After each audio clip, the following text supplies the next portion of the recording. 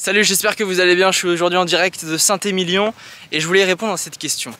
Comment le pervers narcissique réagit quand il perd le contrôle? Quand là, il se dit, ça y est, cette personne-là, je ne peux plus la manipuler.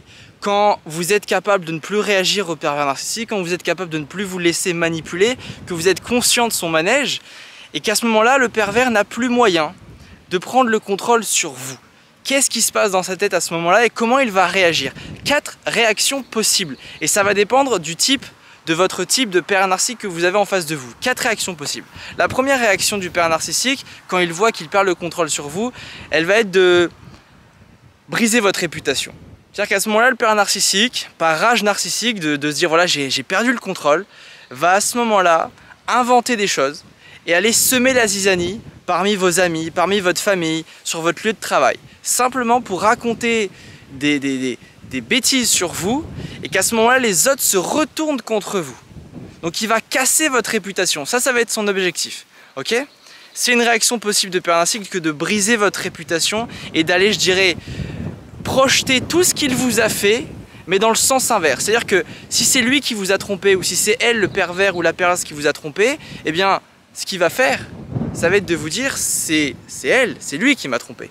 Il va les dire aux autres que c'est vous qui l'avez trompé alors que c'est lui. Vous voyez? Ça c'est le genre de choses que le pervers narcissique peut faire en détruisant votre réputation.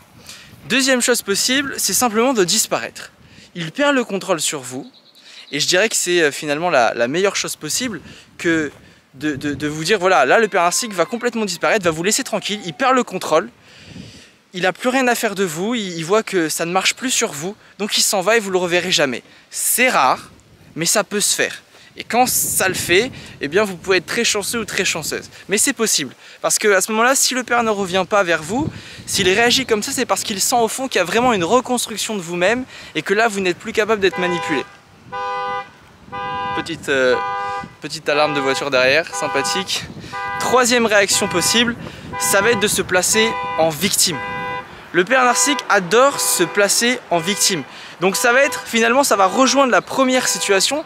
C'est-à-dire qu'à ce moment-là, le pervers narcissique, il va faire croire aux autres que vous lui avez fait du mal. Ou bien il va faire celui ou celle qui est triste, qui souffre, pour faire contraste avec vous. Et donc les gens vont vouloir l'aider, le protéger, le cajoler. Et ça, c'est une situation que le pervers narcissique peut mettre en place. Et la dernière réaction possible du pervers narcissique, ça va être de continuer à forcer le chemin avec vous. C'est-à-dire que, ok, il n'a plus le contrôle sur vous, mais il va continuer à vous envoyer des messages. Il va continuer à rentrer en contact avec vous. Il va continuer à croiser votre chemin. C'est-à-dire que malgré tout, il ne veut pas lâcher. Il ne veut pas admettre qu'il n'a plus le contrôle sur vous, alors il va continuer. Sa campagne de diffamation, sa campagne de disqualification, et il va continuer à hanter votre esprit en étant présent dans le présent. Et ça, c'est une réaction possible du pervers narcissique qui ne veut pas lâcher prise, qui ne veut pas lâcher son contrôle.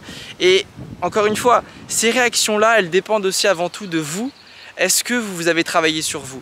Est-ce que là, vous êtes complètement libéré? Est-ce que là, vous réagissez encore à ces messages? Est-ce que vous réagissez à sa façon de parler? Est-ce que vous êtes encore attaché? Bien souvent, quand le pervers narcissique reste dans notre vie, c'est qu'il y a encore une partie de nous qui n'a pas réussi à se libérer complètement. Et le message, le grand message d'une relation toxique avec un pervers narcissique, c'est encore une fois d'aller voir qu'est-ce qui ne va pas en nous. Et si je vous dis ça, c'est pas pour que vous culpabilisiez. Si je vous dis ça, c'est pas pour vous dire c'est moi le problème. Non, c'est pour vous dire ok, dans la vie, on doit apprendre, on doit travailler sur soi, on doit évoluer. Et tant que la vie nous renvoie toujours le même genre de situation pour nous faire bosser sur une partie en nous, il faut bosser cette partie-là. Jusqu'à temps d'être complètement libéré et s'aimer enfin et aimer notre vie. Je vous dis à très vite, je vous aime, salut!